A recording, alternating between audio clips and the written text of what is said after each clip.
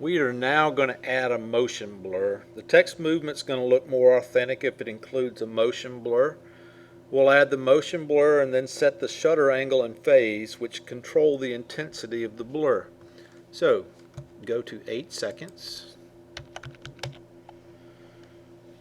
So that way we can now see the scrolling text well. Click the toggle switches mode at the bottom of the timeline panel. Click the motion blur to switch for the scroll text layer. So right here on the scroll text layer. After Effects enables motion blur for the entire composition, and the text layer appears less sharp in the composition panel. This is a little blurry compared to how it was. Choose Composition in Composition Settings. In the Composition Settings dialog box, click the Advanced tab. Reduce the shutter angle to 90 degrees. The shutter angle setting imitates the effect of adjusting a shutter angle on a real camera, which controls how long the camera aperture is open, gathering light. Larger values create more motion blur. Change the shutter phase to 0 degrees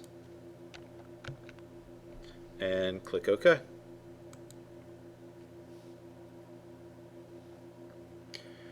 We are now going to animate using the corner pin effect. Marquee looks pretty good, but the starburst isn't terribly noticeable. This right up here. You use the corner pin effect to distort it over time and draw attention to it. Using the corner pin effect is similar to animating with Photoshop free transform tool. The effect distorts an image by repositioning each of its 4 corners. You can use it to stretch, shrink, skew, or twist an image, or to simulate perspective or movement that pivots from the edge of a layer, such as a door opening. Go to 4 seconds. In the timeline panel, click the solo switch for both the show title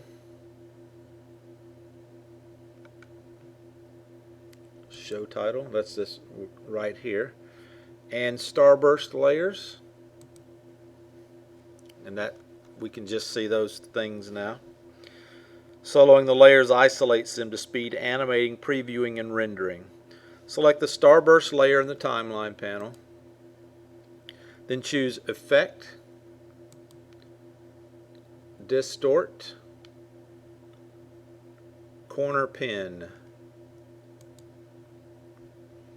Small circles appear around the corner points of the starburst layer in the composition panel. You can see all these little things here. We'll start by creating initial keyframes at their current locations. In the Effects Control panel, click the stopwatch icon next to each of the pins. Upper left, upper right, lower left, lower right. That sets the initial keyframes. Go to 6 seconds. And then drag each of the 4 corner pin handles outward. With the corner pin tool, you can move each handle to a different amount. Notice that the X and Y coordinates update in the Effects Controls panel. After Effects adds keyframes. So if we click and we add, you can see how it's making changes over here as you click and drag these. So I'm going to actually enter some numbers. You can enter them or you can do whatever you want, but I'm going to enter minus 63.0 and 49.0. On this one I'm going to enter 596.0 and 70.0. This one minus 81.0 and 575.0. This one 583.0 and 561.0.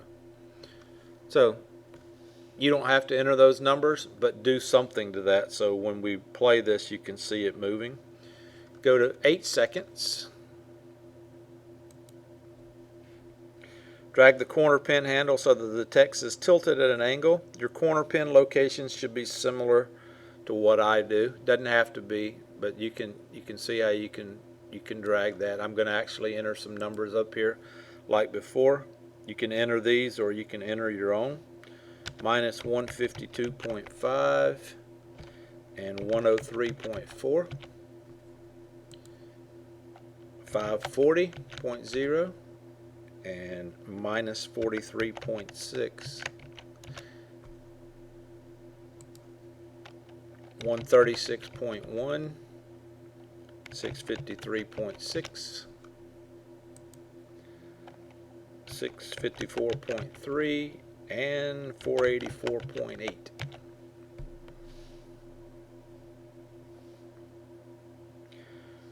Press the home key or move the current timeline to the beginning. Press the space bar to preview the animation. You can see that when it gets over here, how things move. Wow. Press the space bar after you've previewed it. Click these solo buttons to turn those off so we can restore the view of the other layers.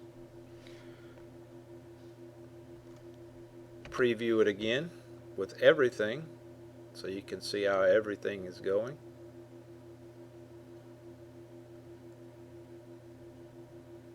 Once you've previewed everything, press the space bar again.